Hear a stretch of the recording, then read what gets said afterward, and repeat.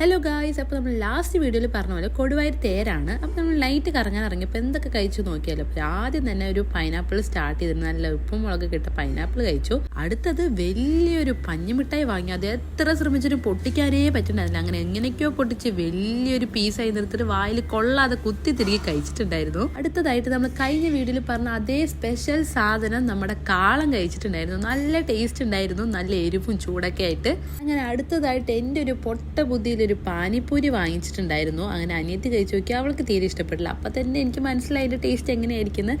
എന്നാലും ട്രൈ ചെയ്ത് നോക്കാം. അവർ ട്രൈ ചെയ്ത് നോക്കിയപ്പോൾ സത്യമാണ് ഗൈസ്, തീരെ ടേസ്റ്റ് ഉണ്ടായിരുന്നില്ല, ഒട്ടും കൊള്ളില്ലായിരുന്നു.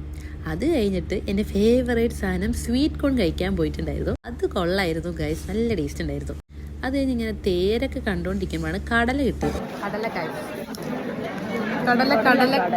കണ്ടു. അങ്ങനെ കടല കഴിച്ചുകൊണ്ട് കടലയ്ക്ക് ഒരു പാട്ടും പാടിക്കൊടുത്ത് അവിടുത്തെ കുട്ടിയുടെ ഡാൻസും കൊട്ടൊക്കെ കണ്ടിട്ട് ഞങ്ങൾ നേരെ വീണ്ടും കഴിക്കാനായിട്ട് ഇറങ്ങി. അങ്ങനെ എൻ്റെ കണ്ണിലൊരു സാധനം ഉടക്കി ഗൈസ്, സ്പൈറൽ പൊട്ടാറ്റോ. അത് കഴിച്ചു നോക്കി. ഞാൻ മുമ്പ് കഴിച്ച പോലെ ആയിരുന്നു, ഭയങ്കര ക്രിസ്പി ആയിരുന്നു. ഇത്ര ക്രിസ്പി അല്ലെങ്കിൽ നല്ല ടേസ്റ്റ് ഉണ്ടായിരുന്നു തന്നെ.